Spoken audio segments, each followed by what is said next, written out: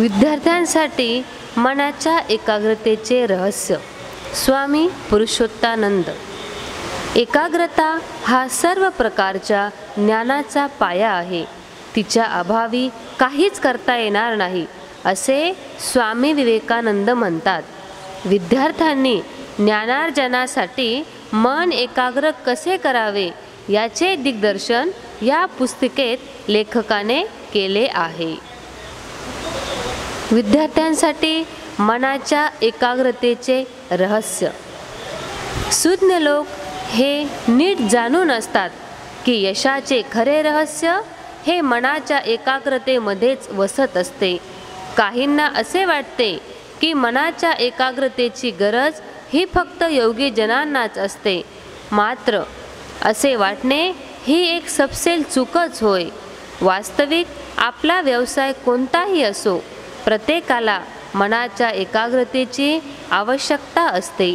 आपण असे पाहतो की लोहार, सुतार, सोनार, विणकर किंवा न्हावी यांच्यासारखे कुशल कारागीर हे स्वभावतःच आपल्यामध्ये मनाची एकाग्रता विकसित करतात. हातोड्याचा घाव घालताना लोहाराचे लक्ष थोडे जरी विचलित झाले तरी त्याचा हात पुष्कळदा निकामी होऊ शकतो. न्हाव्याचा वस्तरा किंचित जरी इकडे तिकडे गेला तर कान कापण्याची व रक्तबंबाळ होण्याची शक्यता असते. चुकून सुताराच्या पटाशीची जागा चुकली तर त्याचा अंगठा हातावेगळा होण्याची भीती असते. सोनाराचे काम तर सर्वात नाजूक असते. त्याचप्रमाणे विणकराला देखील चांगल्या वस्त्रांच्या विणकामासाठी आपल्या हातमागाकडे बारीक लक्ष ठेवावे लागते. या सर्व लोकांनी आपापल्या व्यवसायाची गरज म्हणून स्वतःच्या ठिकाणी मनाची एकाग्रता अभ्यासाने बांधवून घेतलेली असते.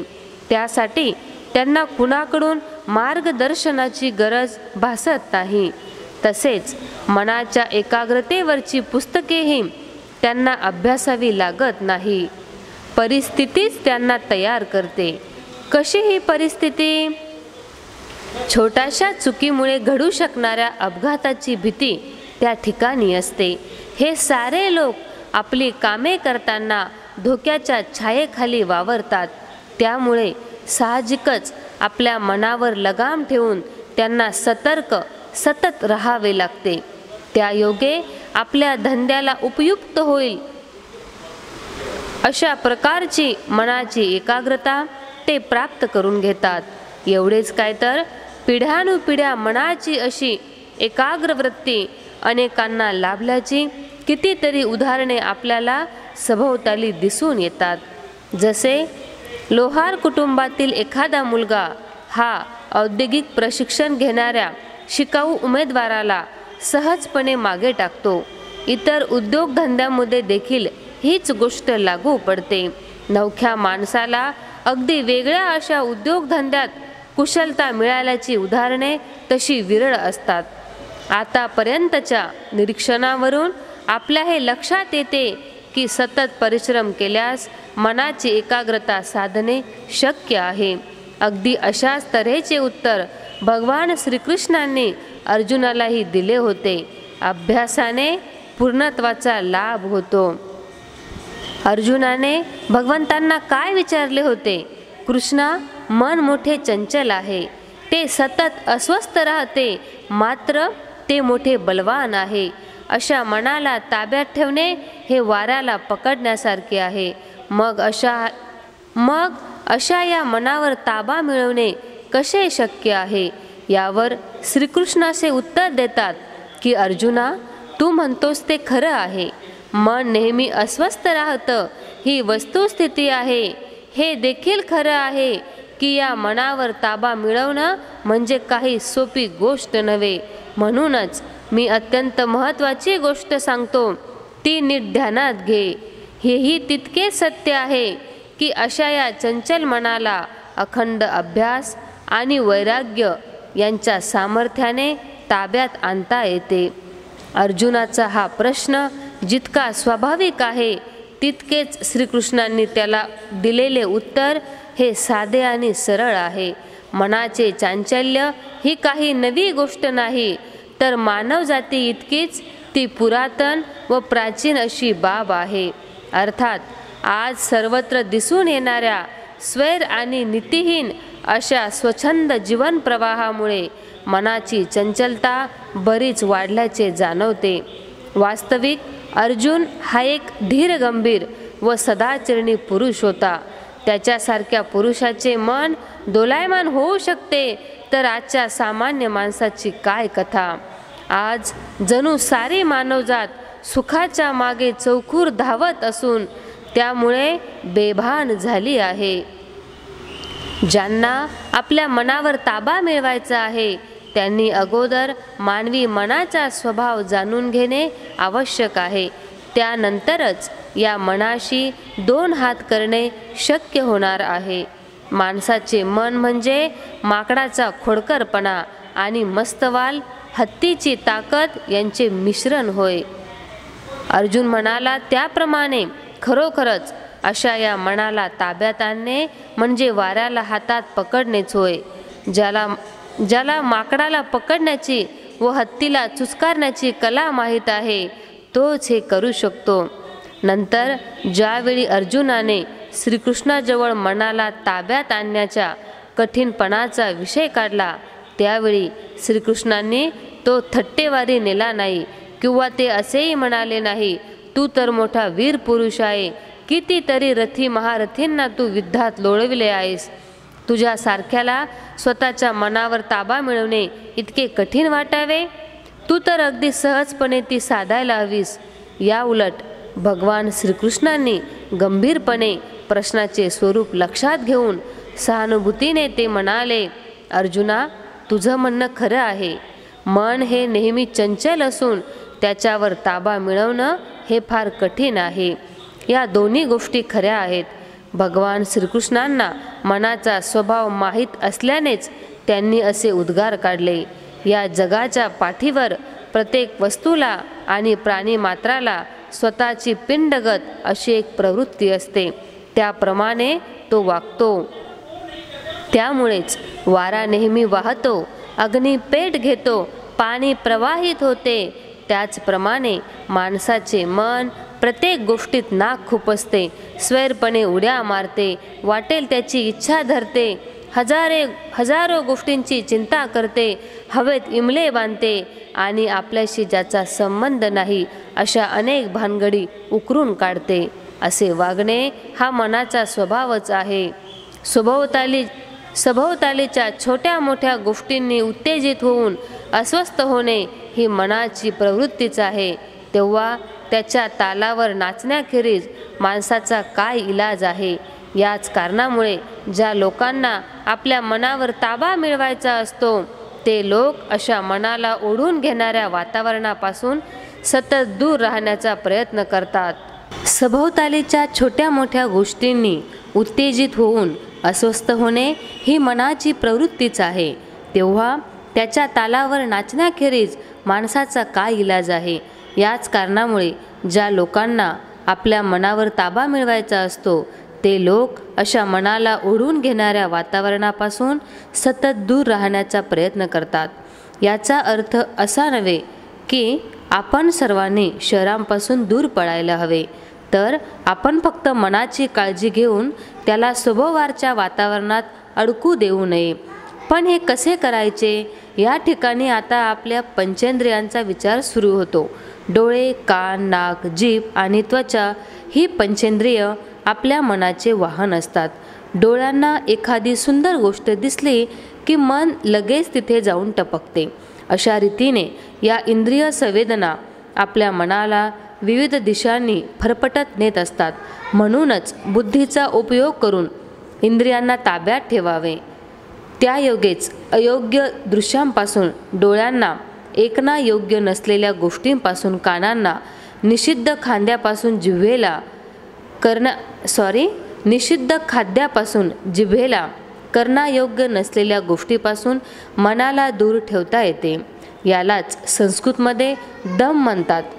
इंद्रियांच्या मदतीखेरीज देखील माणसाचे मन त्याच्या लहरीप्रमाणे वाटेल तिथे धावू शकते. अशा प्रसंगी बुद्धीची मदत घेऊन त्याला ठिकाणावर आणावे लागते. या पद्धतीने मनाला प्रत्यक्षपणे लगाम घालता येतो. मनाचा असा समतोल सांभाळणे म्हणजेच संस्कृतमधील शम साधना होय.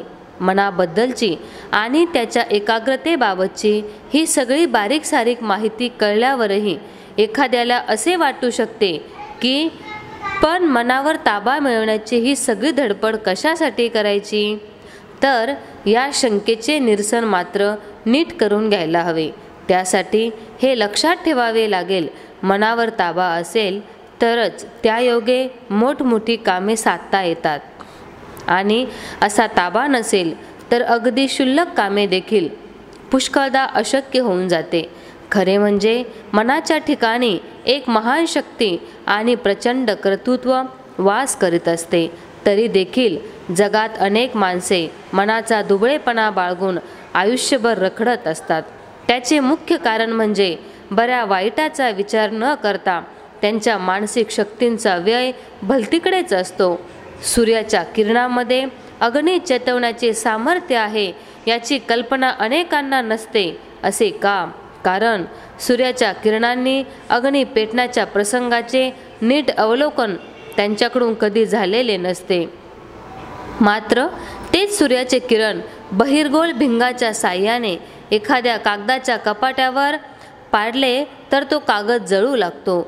आता त्या किरणांमध्ये ही शक्ती कुठून आली?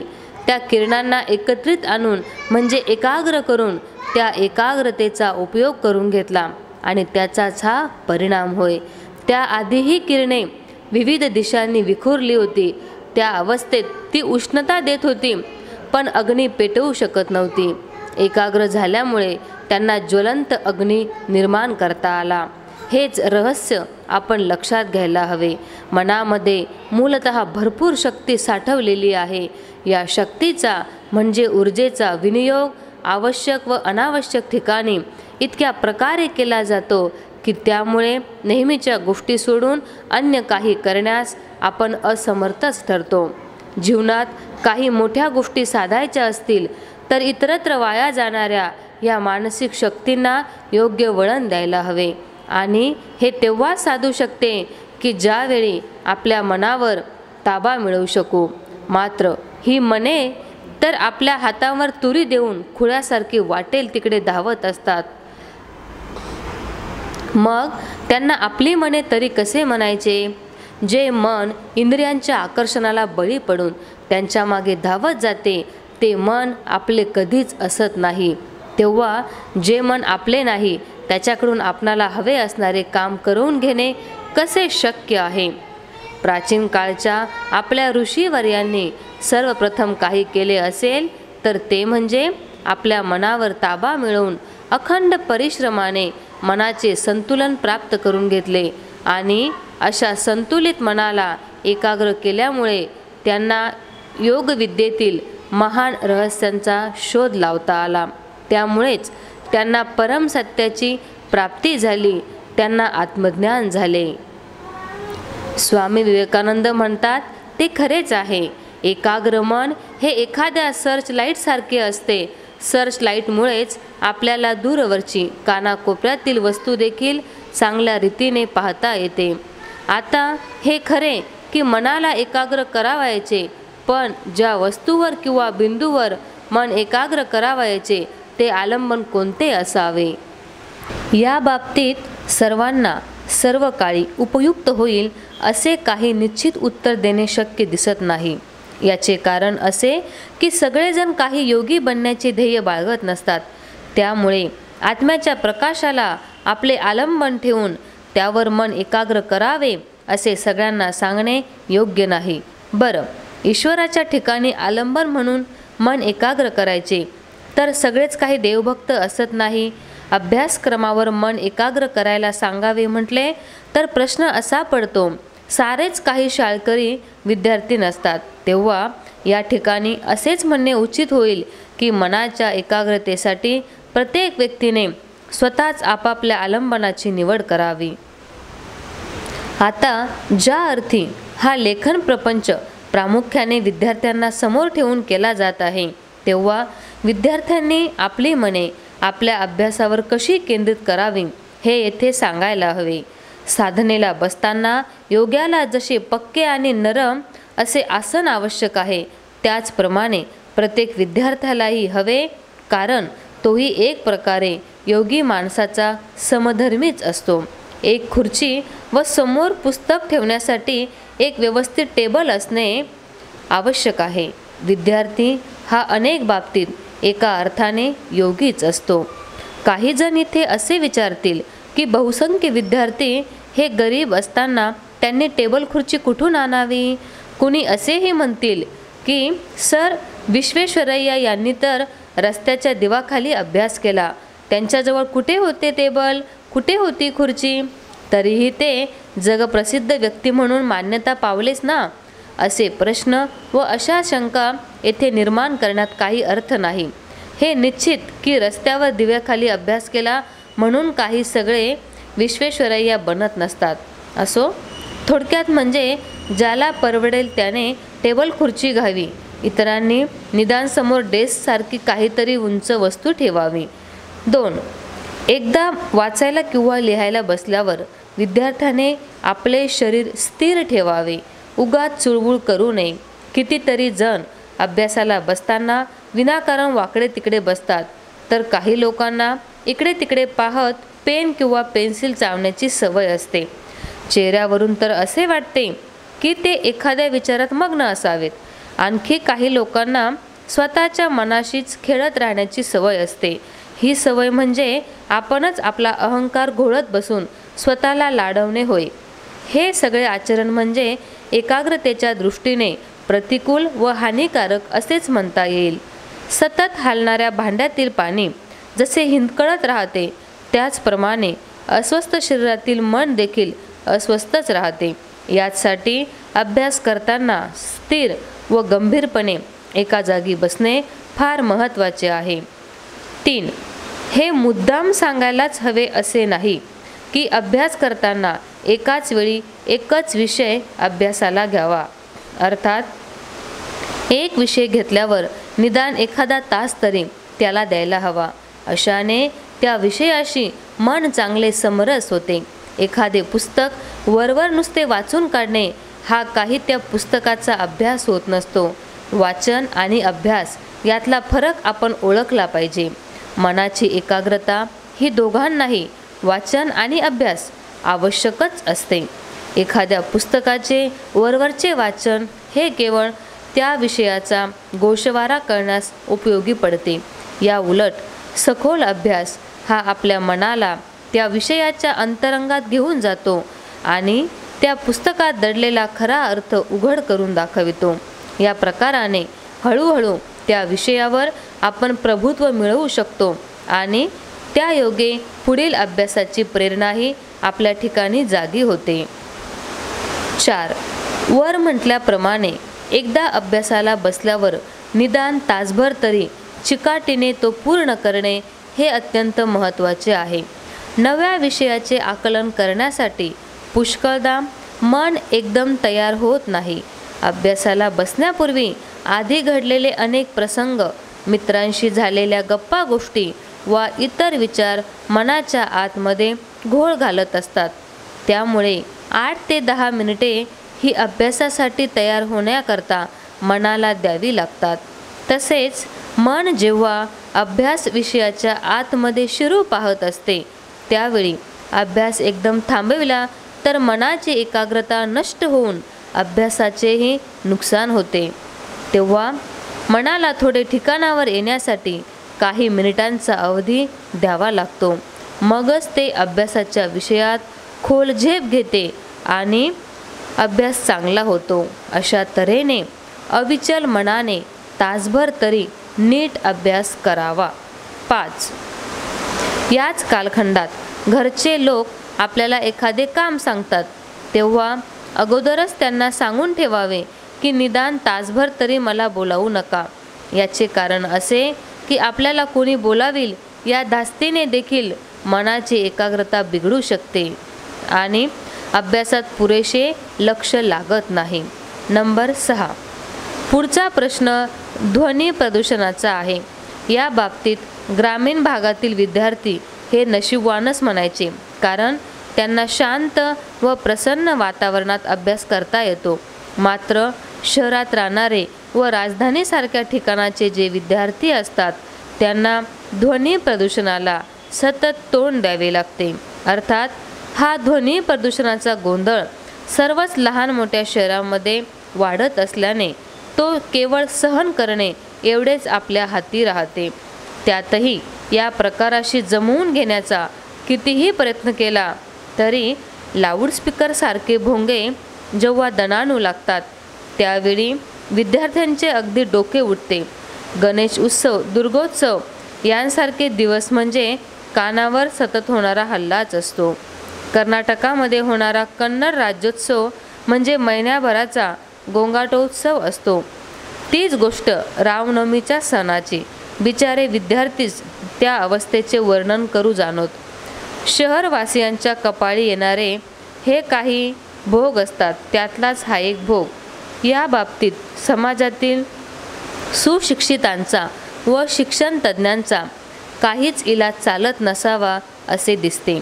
शिक्षण तज्ज्ञांना या बाबतीत काही करण्याचे अधिकार नसावेत अशी परिस्थिती आहे आणि ज्यांना अधिकार आहेत त्यांना ते कुठे वापरावेत ह्या बाबतीतले तारतम्य असल्याचे जाणवत नाही.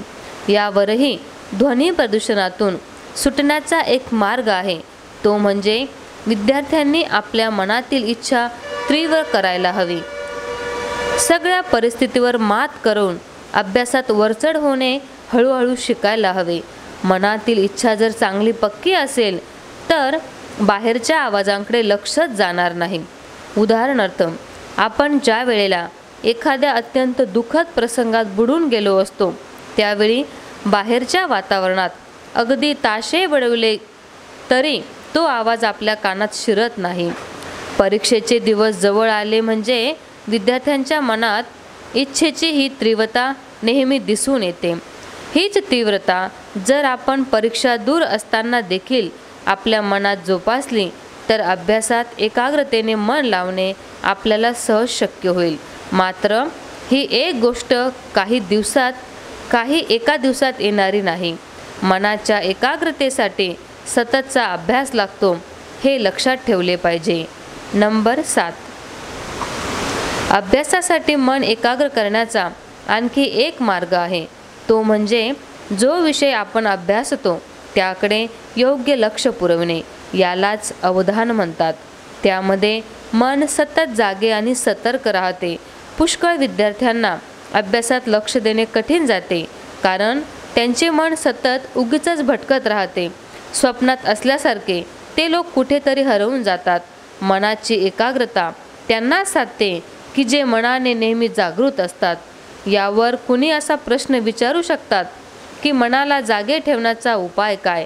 त्यासाठी काही उपयुक्त सूचना खाली देत आहोत. काही विशिष्ट पदार्थ जेवणात असले की त्यामुळे माणसाला ग्लानी येते. अशा खाद्यपदार्थांना आपल्या जेवणातून वगळले पाहिजे. मनात उत्साह राहावा व सतत कामाची प्रेरणा टिकून राहावी याच्यासाठी शरीराच्या स्वच्छतेकडे थोडे अधिक लक्ष द्यावे. हातपाय, डोळे व इंद्रिये नेहमी स्वच्छ ठेवावी.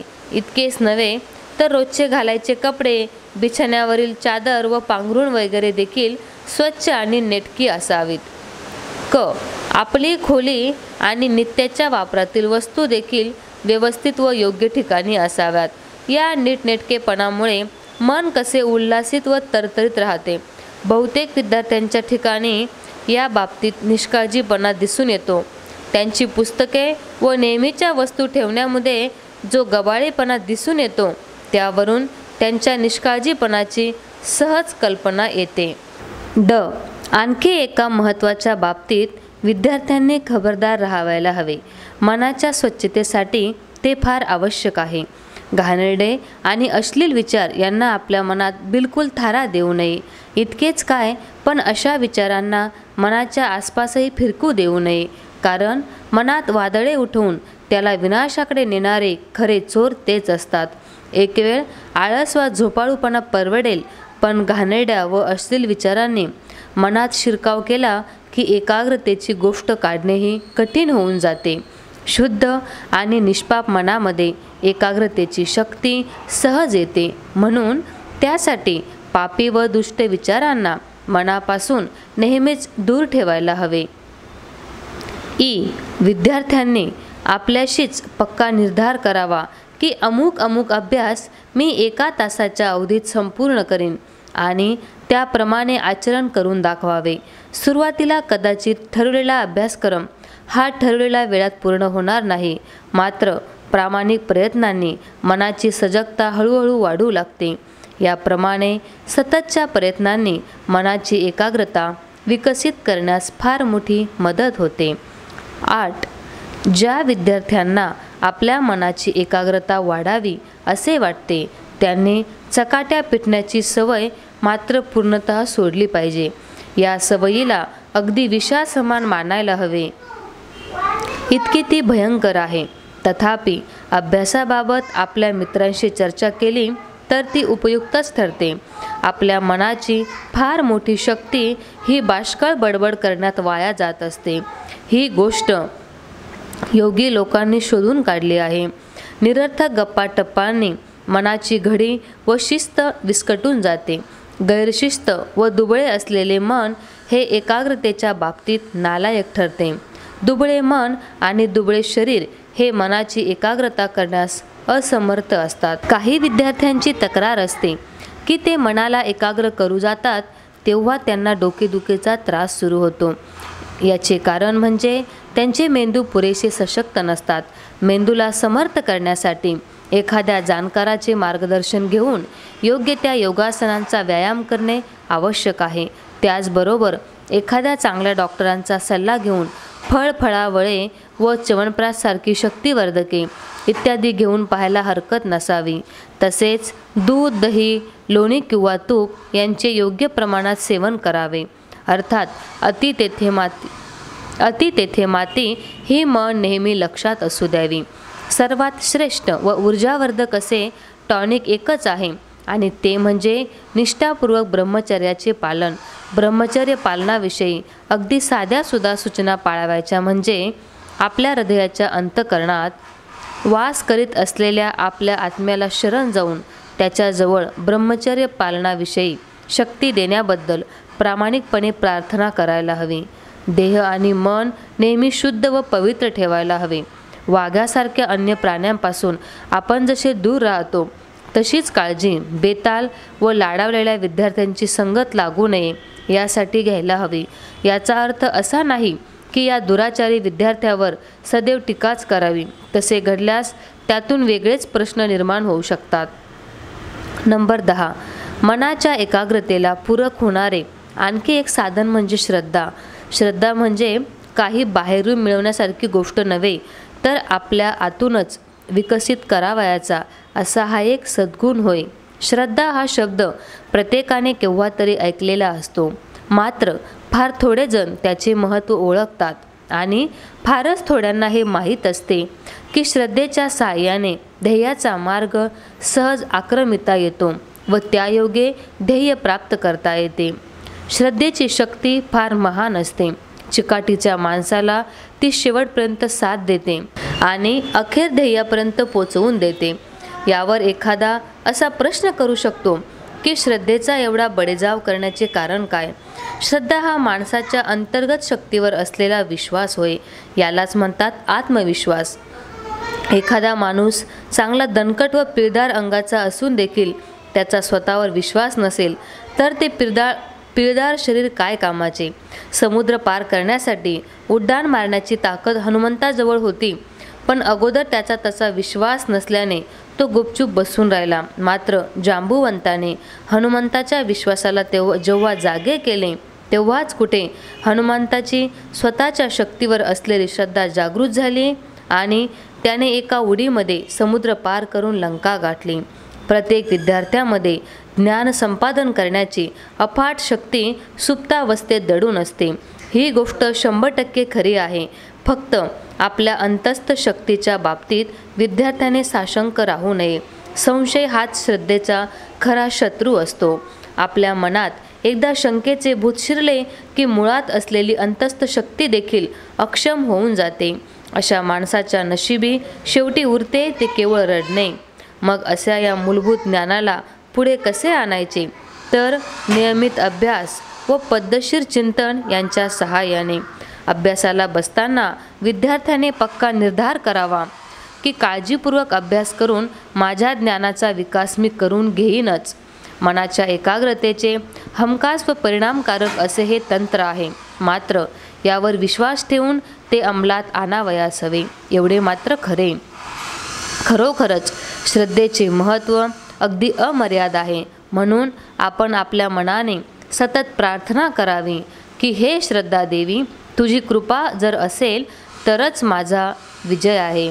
पण तूच नाराज झालीस मग मात्र होईन मी पराजयाचा धनी, पडलेला आणि गडबडलेला. नंबर 11. मनाच्या एकाग्रतेची आणखी एक किल्ली, अगदी गुरु किल्ली म्हणजे प्रेम. मनाच्या बाबतीत एक नियम कधीही न बदलणारा असा आहे. तो म्हणजे आपल्याला आवडणाऱ्या ठिकाणीच मन नेहमी वास करते. ज्या ठिकाणी प्रेमाचे प्राबल्य खूप असते त्या ठिकाणी मन सर्वस्वाने घट्टपणे केंद्रीभूत होते.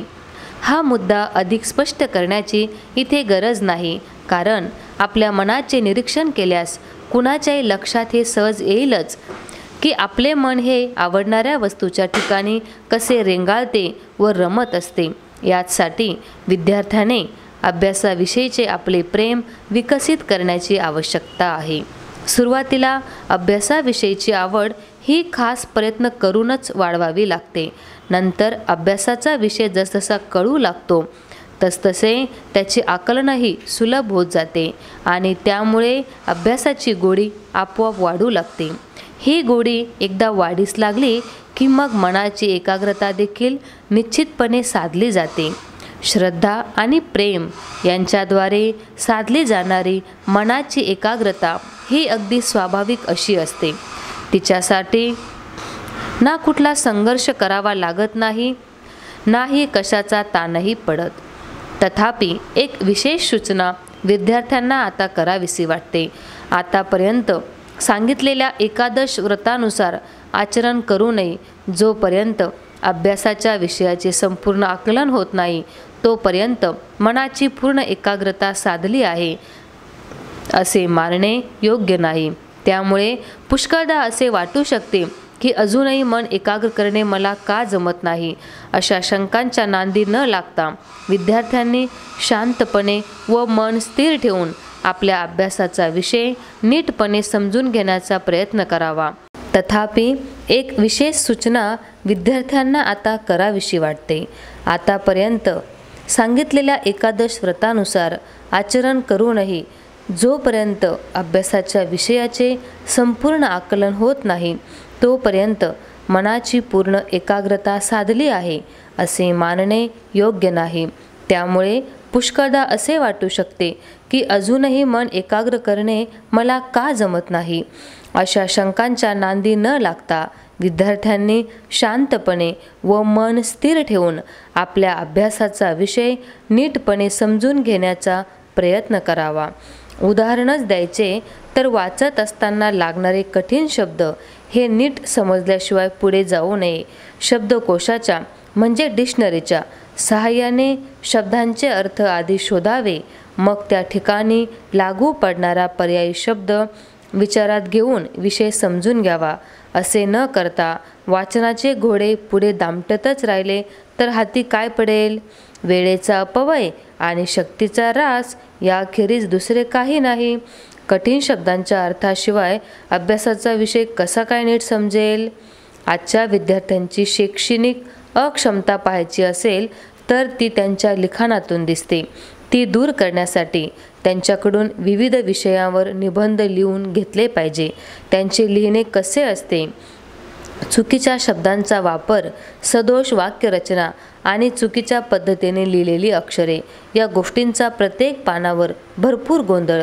कुणीही विद्यार्थी मूलतः कितीही हुशार असला तरीही पुरेसे कष्ट आणि प्रयत्न केल्याशिवाय त्याला कशाचीही उपलब्धी होणे शक्य नाही. याचमुळे भगवान श्रीकृष्ण अर्जुनाला सांगतात की अभ्यास आणि अनासक्ती यांच्यामुळेच मनाची एकाग्रता साधता येते. अभ्यासाचा असा अर्थच आहे की अविश्रांत परिश्रम आणि पुन्हा पुन्हा करावयाचे प्रयत्न म्हणजे अभ्यास. असे पहा की 5 वर्षाच्या बालकाला 2-4 साधे शब्द लिहिणे देखील किती कठीण जाते. मात्र तोच बालक जेव्हा 10व्या वर्गात जातो त्यावेळी तो अगदी मोठे असे उतारेचे उतारे विनासायास आणि सलगपणे लिहू शकतो. हे कशाने साधले तर केवळ अभ्यासाने, दुसरे काही नाही. या जगात आजपर्यंत कितीतरी महान कार्य झाली आहेत आणि आजही होत आहेत. जरा उघड्या डोळ्यांनी व मोकळ्या मनांनी आपण ती पाहिली पाहिजेत. या महान कार्यासाठी कितीतरी लोकांनी अखंड परिश्रम व संघर्ष करून एक काम उभे केले आहे. ध्येयनिष्ठ व चिकाटीच्या माणसांना अशक्य असे काहीच नसते. आता अनासक्तीचा विचार करू. या शब्दातून कोणता अर्थ व्यक्त होतो? त्याग, संन्यास? नाही. अनासक्तीचा अर्थ फक्त एवढाच निघतो की आपण ठरवलेल्या ध्येयाच्या प्राप्तीसाठी प्रयत्न करीत असताना इतर सर्व मोह व आकर्षणे यांच्यापासून कटाक्षाने दूर राहायचे. याचा अर्थ असा की हाती घेतलेल्या कामाखेरीज इतर सर्व बाबी मनातून काढून टाकावयाच्या व आपले सारे लक्ष आपल्या कामात लावायचे. याचे नाव अनासक्ती. साधू लोकांना आत्मसाक्षात्कार हेच आपले एकमेव ध्येय वाटत असल्याने ते या जगातील सर्व भौतिक गोष्टींचा त्याग करीत असतात आणि म्हणूनच अनासक्ती या शब्दाचा अर्थ त्याग असा केला जातो. आज जेव्हा या शब्दाचा उपयोग केला जातो तेव्हा अनेक जणांना वाटते की अनासक्ती म्हणजे घरदार सोडून अरण्यात जाणे वा संन्यासी होणे असेच आहे. मात्र हे बरोबर नाही. माणूस जेव्हा विशिष्ट ध्येय समोर ठेवून त्याच्याच प्राप्तीचा ध्यास घेतो तेव्हा साहजिकच इतर गोष्टींपासून काही प्रमाणात तरी तो अलग होतो. एक प्रकारे त्याची ती अनासक्तीच असते. विद्यार्थ्यांकडूनही ज्ञानप्राप्तीच्या वेळी अशीच अपेक्षा असते की त्याने त्या बाबतीत स्वतःला पूर्णपणे वाहून न्यावे. नाहीतर त्याचे मन जर इकडे तिकडे आकर्षित होत राहिले तर शिक्षणात त्याची प्रगती कशी व्हायची? विशेषतः मनाच्या एकाग्रतेबाबत ज्यांना ओढ वाटते त्यांनी तर विशेष दक्षता घ्यायला हवी. इकडे तिकडे बिलकुल मनाला झुकू देऊ नये. ज्यावेळी मनाच्या एकाग्रतेची गोडी वाढू लागते व त्यात थोडे यशही येते त्यावेळी तर विद्यार्थ्याने मुळीही दिरंगाई करू नये, तर अभ्यासाची दिशा पकडून परिश्रमांना वेग द्यावा. अभ्यासाच्या वेळी त्यात मग्न झालेला विद्यार्थी जर पूर्णतः गळून गेला, बाहेरच्या गोष्टीचा विसर पडून त्याची अगदी तहानभूक हरवून बसला, तरी अशी अवस्था म्हणजे मनाच्या एकाग्रतेचे खरे लक्षण होय. शरीराच्या दुखण्यावर मात करून जर कोणाला निकोप प्रकृतीची ओढ असेल, स्वतःच्या बुद्धीचा विकास करून घ्यायचा असेल किंवा मनाच्या एकाग्रतेची खरी आस असेल तर त्या व्यक्तीने योगासनांची योग्य माहिती करून घ्यावी आणि नियमितपणे त्यांचा व्यायाम करावा. नियमित योगासनामुळेच माणसाच्या मज्जातंतूंची शक्ती वाढून ती सक्रिय होतात व त्यायोगे मनाची एकाग्रता वाढू लागते. योगासने म्हणजे मानवजातीला मिळालेले फार मोठे वरदान आहे. युवकांची मने ही धबधब्यासारखी असतात. मोठ्या उंचीवरून पाण्याचा प्रचंड साठा बेभानपणे खाली झेपावतो, स्वैरपणे सर्वत्र पसरतो आणि काहीही साध्य न करता विशाल महासागरात आपली अस्मिता विसर्जित करून टाकतो. याच्या उलट वाहत्या पाण्याला योग्य तऱ्हेने अडवून बांध घातला गेला तर काय होते? कालव्यांच्या द्वारे ते पाणी शेतात नेता येते, त्यातून भरघोस पीक काढता येते. असेच युवकांच्या स्वैर व असंस्कारित मानसिक ऊर्जेच्या बाबतीतही करता येईल. शिस्तीचे बांध घालून विनाकारण वाया जाणारी ही शक्ती सदाचाराच्या कालव्यामधून शिक्षणाच्या शेतामध्ये वाहून नेली पाहिजे. कला, साहित्य आणि कौशल्य यांचे बीज पेरले जायला हवे. मग कुठे आपल्याला संस्कृतीचे पीक भरघोसपणे उभे असल्याचे दृश्य पाहायला मिळेल. मनाच्या एकाग्रतेसाठी विद्यार्थी कुठे कमी पडतात? 1. कदाचित त्याला आपला विषय समजून घेणे नीट जमत नसेल. 2. किंवा त्याच्या मेंदूला पौष्टिक अन्नाच्या अभावी अशक्तता आली असेल.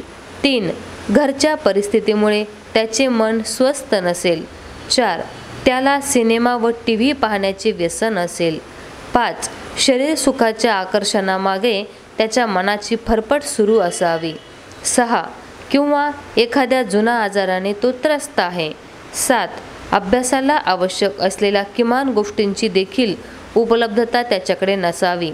थोडीशी शांतता, अभ्यासासाठीची योग्य जागा हेही त्याला मिळत नसावे. 8. किंवा त्याच्या मनाची पुरेशी वाढ झालेली नसावी. 9. किंवा तो ज्या वसतिगृहात राहतो तेथे बाकीच्या सोयींचा व व्यवस्थेचा अभाव असेल. 10. त्याला वाईट संगत लागली असावी. 11. किंवा मनासारखे विषय न मिळाल्यामुळे त्याचे मन या अभ्यासात लागत नसावे. ते इतर आवडीच्या विषयाकडे धाव घेत असेल. अशा प्रकारे समस्येचे कारण योग्य रीतीने शोधून काढल्यास त्यावर उपाय सापडणे हे फारसे कठीण नसते. जगात जे ज्ञान दृष्टीस पडते ते सारे मानवाच्या शक्तीच्या एकाग्रतेखेरीज आणखी कोणत्या बरे उपायाने मिळवले गेले आहे. मानवी मनाच्या शक्तीला काही सीमा नाही. ते जितके अधिक एकाग्र होईल तितके एखाद्या गोष्टीवर केंद्रित होण्याची त्याची शक्ती वाढेल. स्वामी विवेकानंद. धन्यवाद.